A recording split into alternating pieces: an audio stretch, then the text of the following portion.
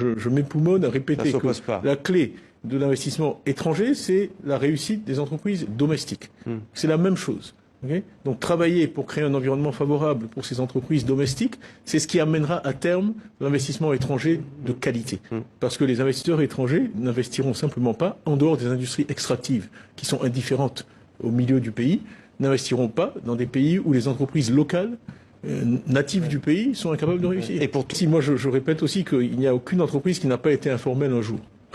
Toute entreprise a commencé dans l'informel, que ce soit Microsoft ou Netflix ou Google ou Apple. Ouais. Et ensuite, elle se développe.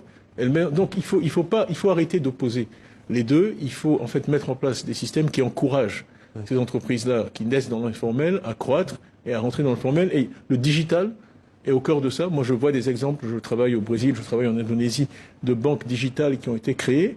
Aujourd'hui, il y a 4 milliards d'êtres humains sur cette terre qui ont un smartphone. 4 milliards. Donc il n'y a plus d'obstacles technologiques à la mise en place de comptes en banque, d'applications qui leur permettent d'accéder à des services financiers. Et au Mexique, il y a la plupart des entreprises d'une ou deux personnes ont un compte en banque dans une banque de ce type qui fonctionne en digital. Et il n'y a aucune raison pour laquelle on ne pourrait pas faire ça en Afrique. Alors, la pression fiscale pèse avant tout sur le secteur formel. Donc on a le pire de deux mondes. On a une pression fiscale très forte en Afrique sur les entreprises formelles et quasiment inexistante sur l'informel, ce qui fait qu'au global, la pression fiscale au niveau international n'est pas très élevée en Afrique, 15 à 20% du PIB, ce qui est bas.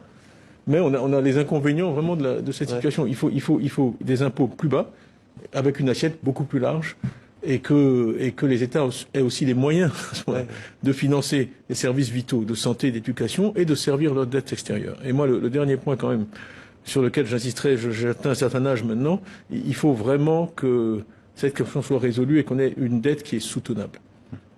Parce qu'on ne peut pas, à chaque fois qu'il y a un choc, et des chocs, il y en aura d'autres, je ne vais pas les prédire, mais il y en aura d'autres, revenir à chaque fois, parce qu'on crée cette fatigue au niveau de la communauté internationale qui a l'impression que l'Afrique est en restructuration permanente.